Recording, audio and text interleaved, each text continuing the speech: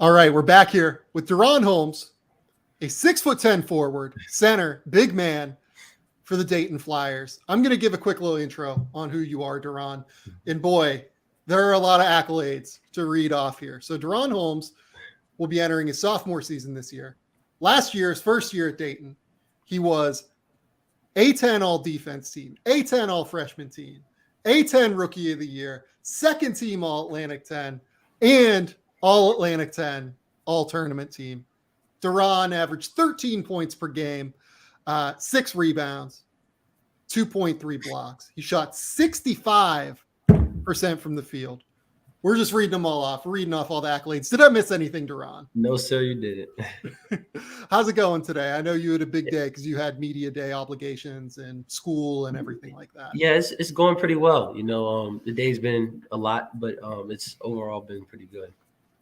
So I just kind of want to give you a chance to introduce yourself now that I've gotten through all of the basketball accolades to the audience. So how would you go about kind of introducing yourself and your game and your journey at this point to just an audience as a whole? I've been playing basketball for a while. My mom coached me at the YMCA leagues when I was younger. When I got to like middle school, going into high school is when I really fell in love with the game. So I just been, do what I am asked on the court. And I feel like, just the people who have been around me have helped me and mold me into who I am today. Yeah. I've kind of talked to some people around you, and one of the things that they always bring up is the fact that your mom was your first coach, right? So what did you learn from your mom as you were kind of developing within the game of basketball? She did coach with a lot of energy. So just like the energy she brought, that's kind of translates. I've always had it, even when I didn't play basketball, like when I was younger, I just love to have energy now. Yeah. It's always good to hear just in terms of just what that energy is. And it shows when you play, right? Like the two things that stand out to me are your motor and your feel for the game. I think you are a really, really smart basketball player in a way that, guys who dunk a lot and block a lot of shots, I don't know that they get a lot of credit for being super intelligent basketball players. It's all run and jump, right? But we're going to go into it a little bit as we dive into the tape here, just how smart you are on the court and the way that you think about the game. How did you develop that kind of feel for the game? IQ wise, I would say just learning how to play basketball. Growing up, I do watch a lot of highlights and the highlight film. So that's all really cool. But just like when I first got into high school, when I was at Millennium, they did a great job of teaching the fundamentals of basketball. So just learning how to play like that, I really have been taking things away from that. Where did you get the motor from? Where does that come from? Because you just always are constantly, you're moving your feet, you're twitchy, like you're moving all the time. Where does that motor come from? It just comes from heart. My family is real animated. We're all like I said earlier, my mom has a lot of energy. My dad, we all just love energy. So I feel like if I'm going to do something, I have to put my energy in it. I have to move around. I have to do something out there. So I think that's a great thing. I try my best to bring, that's where I think I got it from. Yeah, you come from a basketball family as well. Like you said, your mom was your first coach, and your brother is a high-level prospect as well within his class. He's 15 or 16. How old is your brother? He's 15 right now, I believe. Yeah, so upcoming high-level basketball prospect as well. How did kind of growing up in that environment kind of inform who you are today? It's been great growing up in that environment. My dad knows a lot about the game as well, so just hearing everybody's thoughts and opinions, we're all really competitive with each other. So, just listening to all my family members, it's been helpful, as I've been growing up. One of the things that also stands out to me about you is, given all of the many accolades I just read off in terms of how successful your freshman season was, you certainly had a lot of NIL opportunities, but a lot of the things that you've chosen to dedicate your time to are more like service-based or nonprofit things. What are some of the projects you've kind of gotten involved with via NIL and via the opportunity to kind of work with some of these organizations? I've got some with like Lee's Chicken, which is a big, food chain around here, and then White Island, which is a car dealership, which has been pretty cool. But I also do one with like Connor Kids Academy, getting back to the kids in need, to the kids who need like good role models as they're growing up. So little things like, there's deals here and there, but I really try to make sure I can incorporate like, how can I help out, in a way like with these NIL deals. So I definitely look into that type of stuff. Yeah, and I saw that you did a basketball academy like this summer, Yeah. right? You did a camp, and one of the things your dad told me was that when you were younger, like you were always someone that was trying to like help out like kids that either maybe just weren't as good as you, or you were trying to help just your mom coach on the side, right? Where does that like kind of that teaching mindset, that desire to help other people learn come from, and why is it so important to you? It's important to me because like when I was younger, I wasn't really that good. And I started to get better towards high school, but I wasn't really I was the manager of my middle school team in Tennessee. So like, just like seeing it from that perspective. So I understand how some kids feel. And I just wanted them to know, that there's always a way to get to where they want to get to, so like just helping them with the little things. It's all about habits. So on and off the court, the habits that they bring to the table every day is what I really try to focus on. So as we're kind of diving into the tape here, so let's kind of get started on your game. I'll just kind of give you the floor before I kind of dove into it a minute ago. How would you describe your own game before we start to really dive into the details here? I just try to keep it simple. I really try to do a good job getting to the open spot. I try to use physicality when it's needed. I definitely love to have energy, and I try to have a high IQ and make the right play. So I'm really glad you brought up that idea of just trying to get to the right spot, right? Because I think that's the thing that stands out to me most, and I kind of want to jump into that to start. So the thing that you get, I think, the most accolades for is your pick and roll ability, your ability to find that open space in the dunker spot, and just in general, your ability to finish. Like I said, you shot 65% from the field this year. You actually finished 6th in the country last year in dunks. You dunked the ball 82 times, which I think goes to show just how quick you are off the ground, how springy you are. But it's more than that, because you watch, for instance, this clip here. You're going to come up, you're going to set an off-ball screen, you're going to set second off-ball screen, then you're going to come back. And just look at how quickly you kind of vacate that area. And you see the little confusion here, I think, between the two defenders in all of these actions. So you're going to see two guys go toward number 24 here at the top, and you just recognize that immediately and just immediately shoot to the rim right before you even make contact with the man you're supposed to be screening. And I think that that's just like intuitive, right? You just see that there's that confusion. You just know to go. Is that kind of what you're reading here? Yes, sir. Like you said, I saw both defenders go to Kobe Elvis, so I just tried to have a fast, twitch to where I can burst to the rim pretty fast. And Mally passed it like right at the right time to where I could just explode off the ground real quick. Simple dunk, So I just tried to read what the defense was doing. Yeah, I think this is just one of those like really, high IQ plays that we're going to talk about here. And it's something that stands out in all of your tape. You just know immediately when to roll to the rim, be it you're making contact or not on the screen. You just kind of have that feel on when exactly to dive or when not to dive, which is something we'll talk about in a minute here. So you're going to see another ball screen here against UMass. Again, you just know immediately before you even make contact here that you just have this little open area. So what are you reading here at the mesh point of this screen? So at this type of screen, what I was reading is the defender decided to jump off and not really get hit by the screen. So I knew Mally was going to have the advantage on the big man. So the big man would have to step up. So since he steps up, I knew I could beat the defender that was guarding. Who's that over there in the slot area? I think that's RJ. So I knew I could beat him to the rim. And the help side guy, he was a little late. So I knew if he threw it up, I'd be able to catch a lob, or we could have somebody open on the skip pass in the corner. So how much are you reading this backside guy here, number 23 on UMass? How much of when you're timing your roll is dependent upon how late or how early or how attached he is to the shooter in the corner? I'm trying my best to read him pretty well. If he's really attached to the corner, I try to roll as fast as I can. If he's playing like in the middle, I try to fill it out before I just go. Yeah. these ball screen just reads and intelligent rolls, I think that they are something that will translate to any level, right? It's something that, really works within the Dayton offense now. They would really work if you're able to get to the NBA at one point. But more even than that, timing the quick rolls, I love your feel for giving your teammates space, right? You seem to have this understanding of when to time your rolls, not only fast, but also when to slow it down here. So you're going to take a second, you're going to take a beat.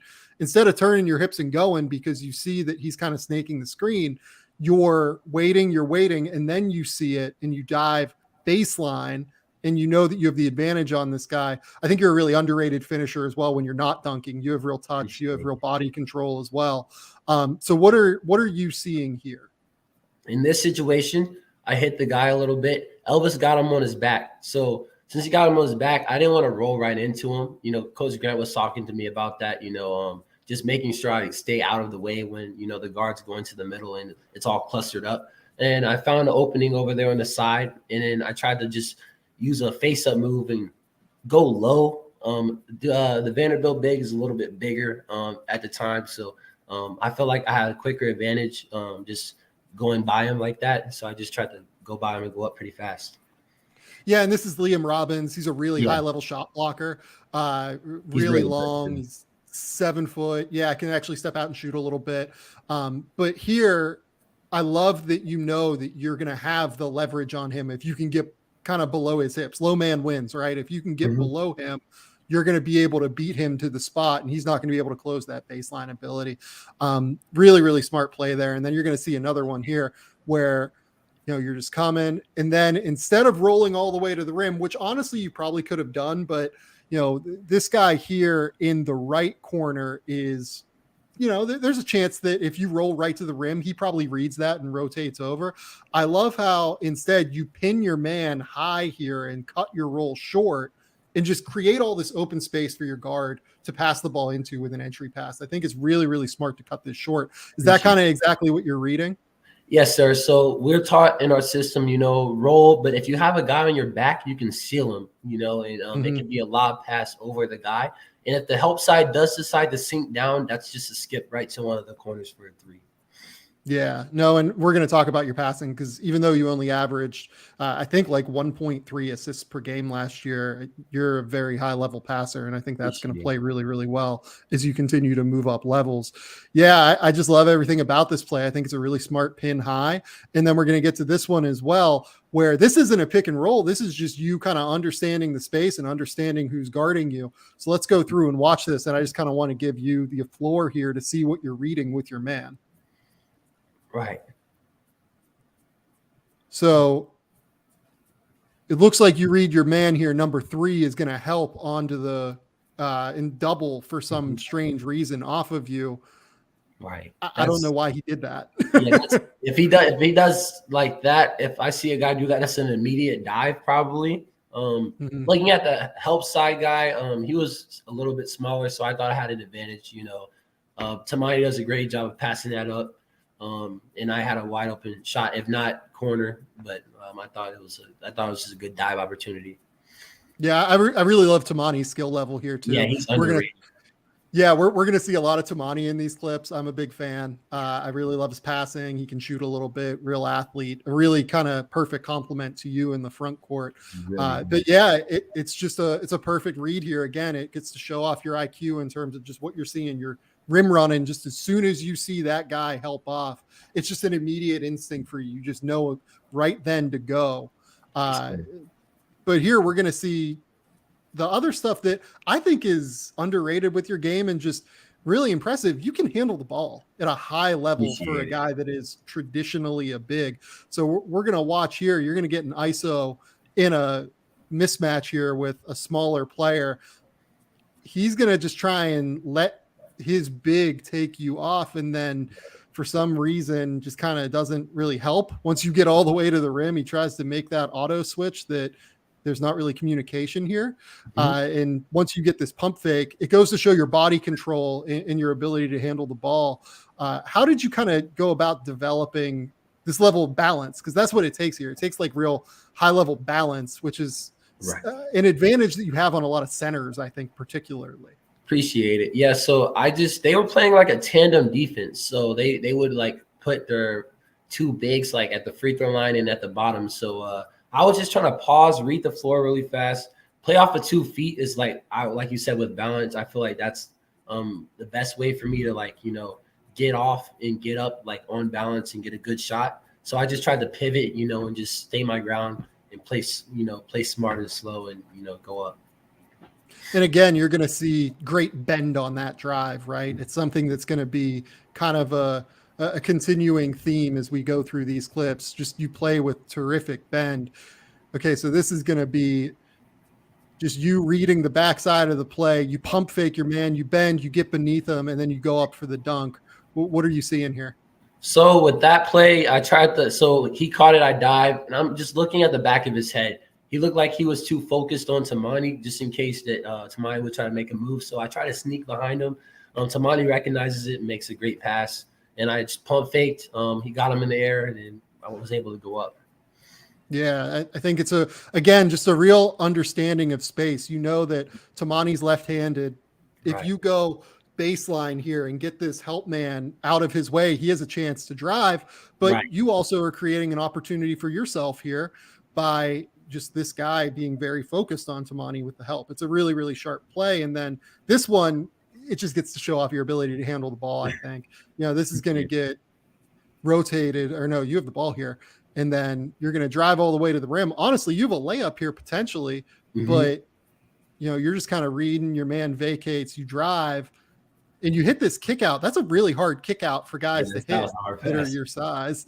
So yeah, I mean, how did you, most bigs can't actually handle the ball like this. How did you go about developing this? Just try to have body control. When I do have situations where I have the ball in my hands, it might not be likely where I'm dribbling it a lot, but like situations with like a DHO keep, just being able to have body control and play with patience. I just try to make sure those things are in line. Yeah, very, very patient. And, this is going to transition into your passing ability. Like I said, only 1.3 assists per game last year, but that drastically underrates your skill as a passer. This is just something that you see all the time in the NBA. You see it with high level spread offenses where, again, instead of rolling all the way to the rim, is this a zone that they're playing here? Like kind of a spread zone, it looks like? I think it's kind of a zone that they're playing right now. And I just saw that they're both down. So I roll all the way down there, just go to the pocket. Somebody's going to be open. If I catch it in the middle of the floor, people are going to collapse. Ray wide open, really good shooter. So.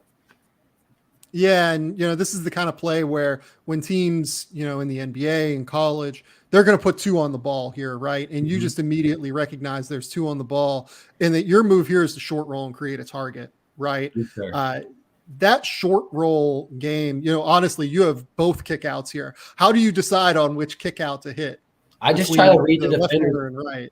Yeah, I just try to read the defender's eyes. So, maybe sometimes I might fake that pass and pass it to the same side, but I thought they were farther away from Kobe. So, I just thought he was open at the time, even though Stock could have been open, but they were all collapsed. So just try to read what's open the most. Yeah, the opposite corner is something that stands out for me. It feels like you're always looking opposite corner, basically, as soon as you catch in that short roll area. Yes. And I think that, this isn't, I don't know if this is an opposite corner or not, but you're going to screen, you're going to rescreen, you're going to short roll when they put 2 on the ball. And then you're just going to stop and survey, it looks like here, right? Yes, trying to pause for a split second and read the floor and just see where the defenders are. And at this point, they were like playing pretty down. And Tamani's, now he's a really good shooter. But he's capable, like he can hit that shot. So I passed that out to him, and I'm confident in him taking that. Yeah, and I like here the thing that makes your ability to handle such a weapon is that you use it to collapse defenders. Like you actually put the ball on the deck here once, and it forces those VCU guys to come into you, right? It forces them to collapse into you. And then you have the wherewithal to actually read. Like I have no doubt that if that corner man collapsed even heavier to you, that you'd be able to hit that corner kick out, right? Yes, that's just kind of what you've got in your bag and in your tool set here. So, and then this final one here, this is again just going to be the opposite side kick out where you're going to catch, you're going to almost like between short and long roll, and then you're just going to look opposite. So what are you seeing here? Like in that situation, I'm kind of seeing the help side. So when I roll down, I look and I kind of see, I don't think I recognize it yet, but when I catch it, I'm already thinking like I see like 3-4 guys up there. So somebody on our team is going to be open, and I'm knowing opposite is going to be open, and it's Stafford. So he made a great cut, and got it easy too because of that. Yeah, he's just so open. Like I think that you're 100% right. Like just looking at how many defenders, like you're counting, right? Like you're counting defenders. Yeah, and it's I just see like 3-4 people up there. So I'm like, okay, somebody is open. Yeah. And again, for you, it's just auto. You're looking opposite corner like that. That's something that's just like so readily available for you. You just know almost instinctually that opposite corner, that's going to be open a lot of the time with the way that defenses play nowadays. The other thing that I want to talk about with you offensively is your shooting. You only hit 58% from the foul line. I think you hit 29% on your jumpers. But this thing is like far from broken, like just kind of looking at it. I mean, Look at this thing. It's pretty smooth. It's pretty clean. You hit a couple of threes last year. You hit a couple of mid-range jumpers. I think you can do that. How are you going about developing your skill as a shooter? It's really confidence. Just being able to take that shot. Now I'm a lot more confident than I was. I'm not going to come out shooting like a bunch of threes, but at the same time, like I'm going to be like capable. I'm able to, knock that shot down now. So just staying confident because I feel like my form is pretty good, just being able to not overthink it and just shoot it when it's ready, What are some of the things that you worked on cleaning up with it this summer? Like cleaning up with it? Yeah, mechanically, I just try to keep 90 degrees, in the elbow, feet, make sure my feet are set, make sure I'm able to like either get a good hop into it or like a 1-2 step left, right, just making sure like those types of things. Our coaching staff has done a great job helping me out with that type of stuff, just staying, confident in doing those types of things. Okay, so let's go to defense. Do you like playing defense or offense more? Oh, that's a good question. I like both. That's hard. I love defense. That's tough. Like I said, all defense team in the A10 last year. You had a great defensive year. And I think that your superpower defensively is the ability to block jump shots, right? Yeah. Like your ability to block jump shots is something that I haven't really seen since Robert Williams at Texas A&M. And, obviously now center for the Boston Celtics. This is something that he had in terms of timing. This is just an incredible highlight. This is such a fun highlight for you. You're going to block the shot and you're just going to go. So when you're going up to try and block a jump shot, how are you getting that sense of timing down? So what I try to do is bait the guards or whoever's trying to shoot over me. I feel like my hands are decently quick for a big man. So I feel like my reaction time is pretty good. So I try to, keep my hands at a spot where I can reach it when he does shoot it. So when they do pull up, I just try to go to the ball. I don't try to slide under them. Just try to read where the ball is going to be. And it doesn't have to be a hard block. We just like alter the ball or like, just tip it to where it leads in the direction of the other way. Yep. Yeah. You definitely are not like a swatter out of bounds, right? Like you can at times, but like you're trying to make a play for your teammates or you're trying to, just get your hand up there because like you said, it's quick hands. You really do have those. And then here's another one here. We were coming around. I was trying to remember this one myself as I was watching it. So this is one where you're containing in a drop coverage ball screen. You're semi-level at the screen level, and this guy's going to spin, and you're just going to catch him. So what are your reads on all these plays? So I'm going to push, right, go back, close out. I kind of had a feeling he was going to take the drive and pump fake because I feel like he thought I was going to try to run him off the line, so he did. So he drove. He tried to spin, and I knew the type of spin he made when he leaned off of that leg. I felt like he was going to go up. So I looked at his eyes as he was shooting the ball. And then after that, I went straight for the ball and just tried to tip it out.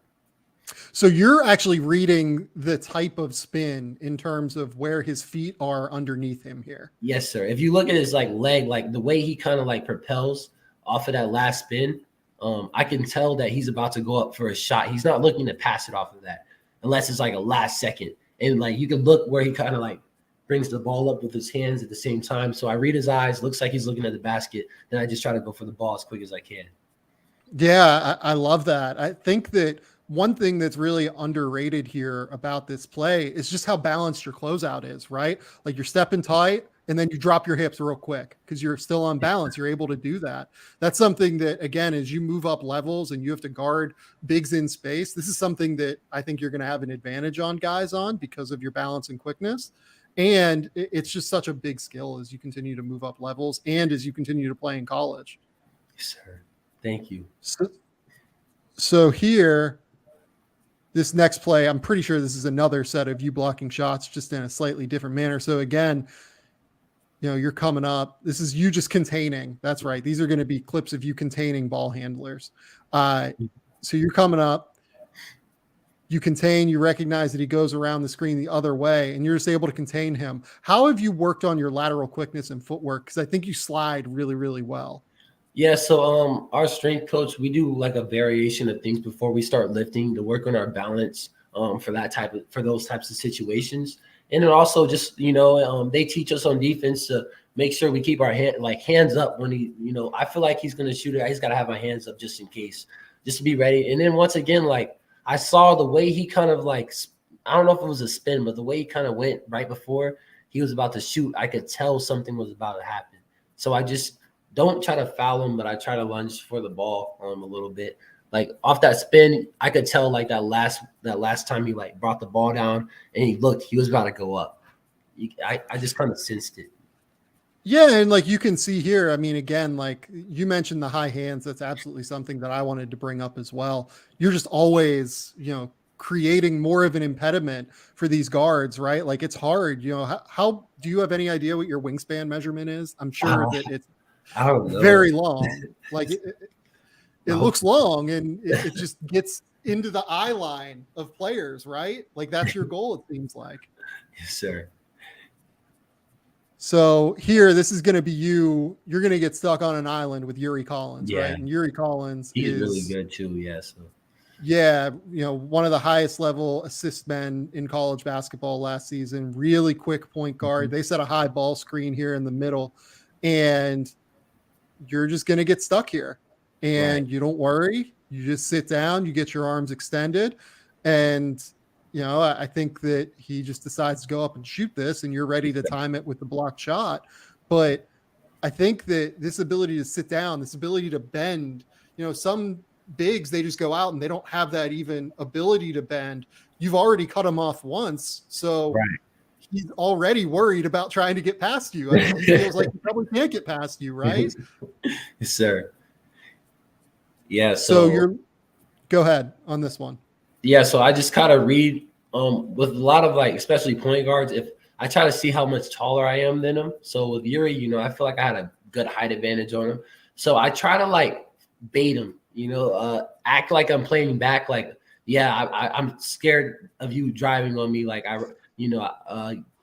him feel like he's open. And in the last second, I try to go up there as he's going up for the shot, quick feet.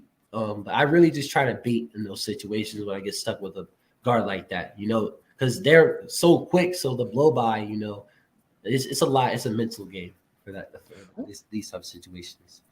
Well, and I think that what he's reading here in this game of cat and mouse is that you drop your right foot here. And he's thinking there's no way you're going to be able to recover, right? Yes. There's just no way that you're going to be able to get to his shot, but you're just ready. You're reading that it's coming, right? You're reading that this pull up is coming. And I love that you kind of refer to it as a game of cat and mouse, right? Because that's what it is. It's just a game of cat and mouse. This one here is just a fun clip where you do kind of everything that you're capable of all in one single 15-second situation here. So you're out on an island with a guard here against Toledo. This might be sincere carry. You block the shot here. You come back, you recover, and then here you are. You're ready at the rim. You're ready to try and block this dunk attempt.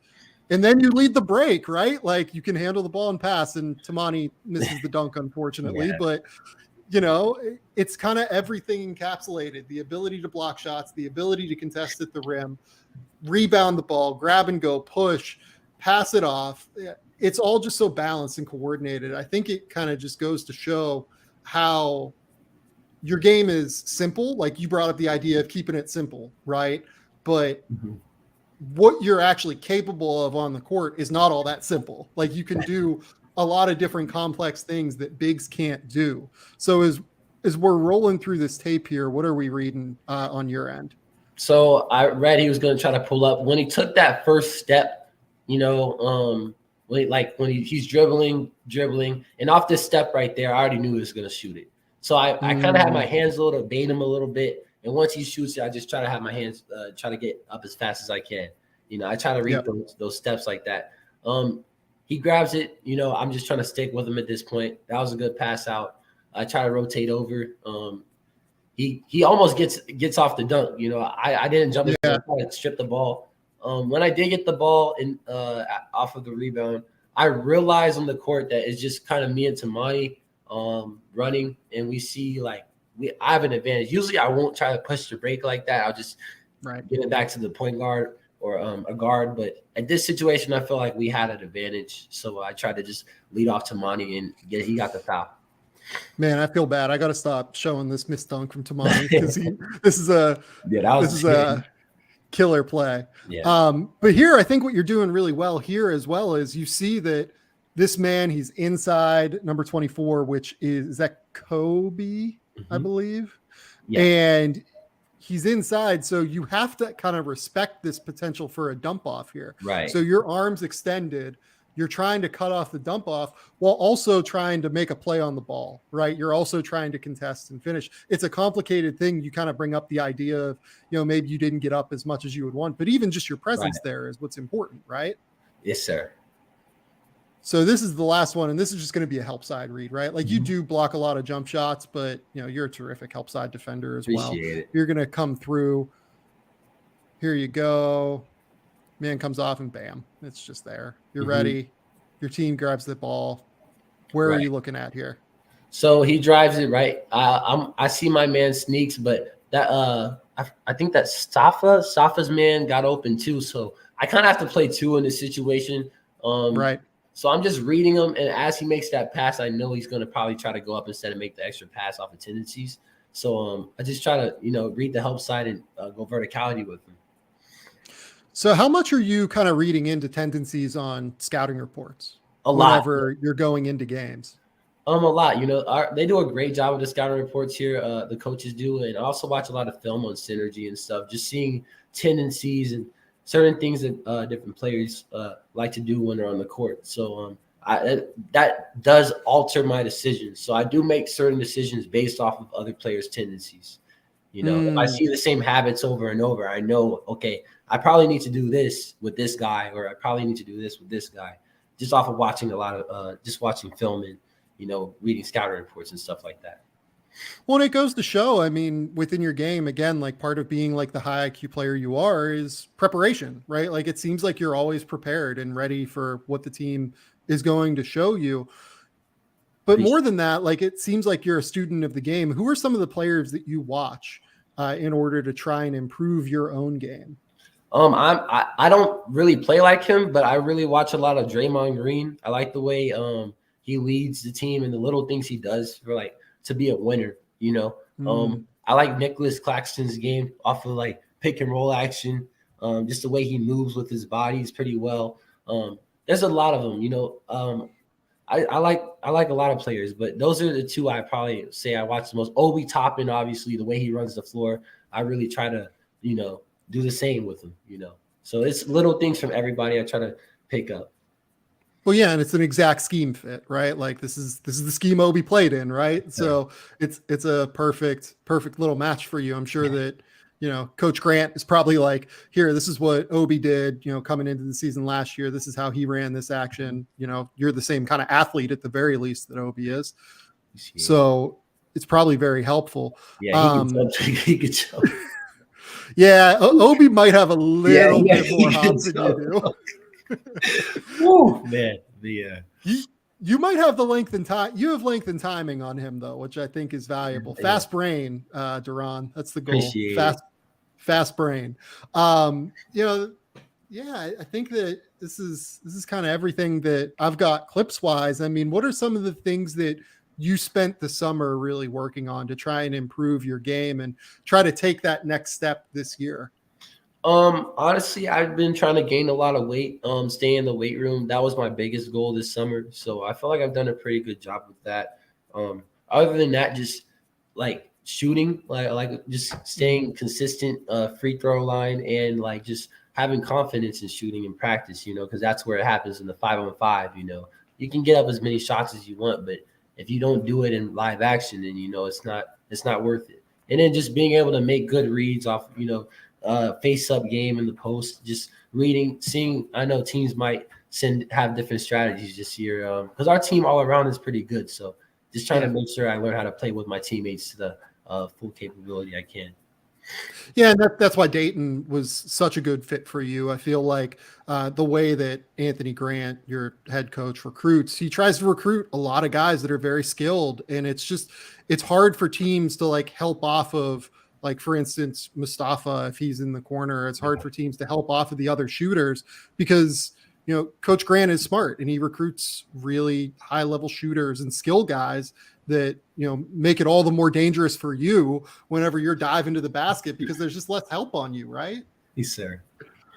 So what made you, let's kind of close here. What made you choose Dayton and what are some of your goals for this upcoming season? What made me choose Dayton is me and my trainer, August Mendez. We were looking over film in Arizona when we were working out, and we were looking at the team when Obi's team, like 2019, 2020, the way they played, the style of play. Obviously, Obi played a big factor in it.